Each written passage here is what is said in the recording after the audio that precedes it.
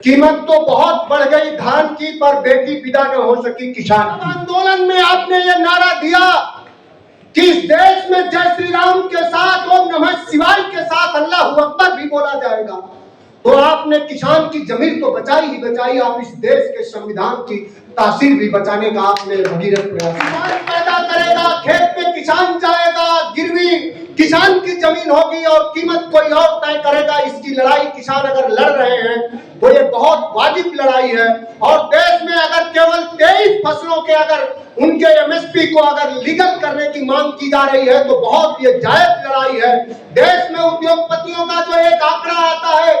कि देश में विगत 12-13 सालों में उद्योगपतियों के 25 लाख करोड़ रुपए को माफ कर दिया गया, राइट ऑफ कर दिया गया।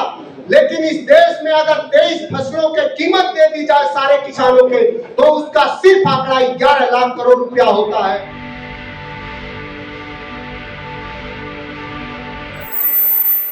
श्रद्धांजलि सभा की अध्यक्षता कर रहे हैं आदरणीय अध्यक्ष जी, मैं सर्वप्रथम अपने श्रद्धा सुमन अपनी तरफ से, जिस पार्टी का मैं कार्यकर्ता हूं पार्टी की तरफ से, और देश की अर्थव्यवस्था की और देश के सम्मान की, और कई बार तो मुझे लगता है कि देश के संविधान की रीढ़ किसानों की तरफ से बाबा महेंद्र सिंह टिकैत जी को मैं श्रद्धा सुमन अर्पित करता हूं। एक बात से अपनी बात मैं शुरू करूंगा कि एक जो बात है कि कीमत तो बहुत बढ़ गई धान की, कीमत तो बहुत बढ़ गई धान की, पर बेटी विदा न हो सकी किसान की। किसान यूनियन के आदरणीय राष्ट्रीय प्रवक्ता जी टिकैत साहब, आदरणीय चौधरी युद्धवीर सिंह जी, आदरणीय सांसद जी, आदरणीय हुड्डा भैया, हमारे बड़े भाई हैं राजकुमार भाटी साहब, और आप सब किसान साथियों, मैंने बहुत सुना और बस मैं आपके आंदोलन को देखता रहा टिकैत साहब, और कई बार मुझे ये लगा और देश के लोगों को लगा कि आपने किसानों की जमीन ही नहीं बचाई बल्कि किसानों की जमीन और जागीर बचाने के साथ साथ जब आंदोलन में आपने ये नारा दिया कि इस देश में जय श्री राम के साथ ओम नमः शिवाय के साथ अल्लाह अकबर भी बोला जाएगा, तो आपने किसान की जमीन तो बचाई ही बचाई, आप इस देश के संविधान की तासीर भी बचाने का आपने भगीरथ प्रयास किया। और अनेकों बार जब आप भावुक हुए तो हम लोगों ने देखा कि आपके भावुकता से इस देश का किसान जुड़ा और उसे ये लगा कि अभी भी कुछ लोग ऐसा हैं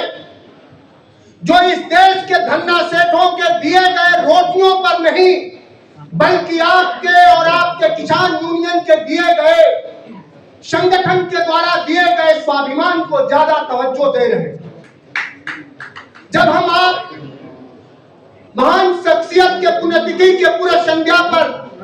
हमारे भाई सदृश मोहित भाई ने और युवा साथियों ने, अंकुर पांडे जी ने, बहुत सारे साथियों ने जब हम लोगों को आमंत्रित किया तो हम लोग बहुत सारे कार्यक्रम को छोड़ के शरीक हुए और गर्वान्वित महसूस कर रहे। मैं कम से कम एक ऐसे किसान का बेटा हूं कि मैंने अपने पिताजी को आजीवन खेत में और खेत से अंतिम समय अस्पताल भी जब वो गए तो खेत से ही गए।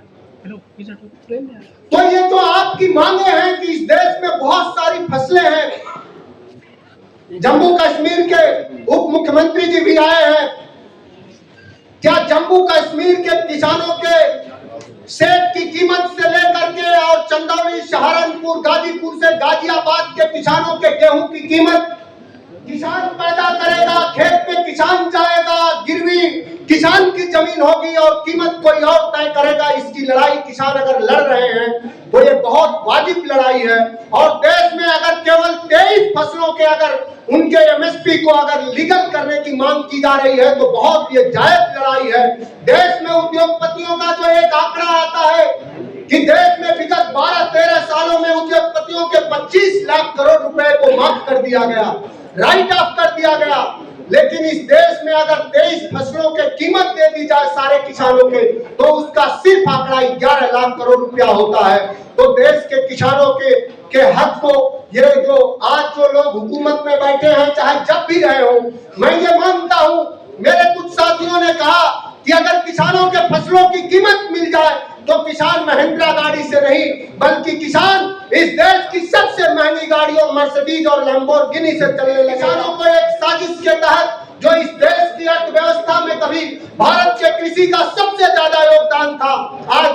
तस्वीरें उलट दी गई है। आज कृषि का योगदान हमारी अर्थव्यवस्था में सबसे मिनिमम हुआ है। आज किसानों के ऊपर किस तरह से उद्योगपतियों को बैठाया जा रहा है। बिहार के भागलपुर में मैंने सुना कि 1000 एकड़ जमीन वहां की सरकार ने एक उद्योगपति को 1 रुपया प्रति हेक्टेयर के रेट पे दे दिया। क्या ये इन किसानों को या किसी किसान के बेटे को कोई सरकार ऐसी है जो 1000 नहीं, 1 लाख नहीं, 10 लाख रुपया हेक्टेयर भी जमीन कहीं उपलब्ध करा दे कि आप किसान के बेटा है और कोई उद्योग करिए। तो लगातार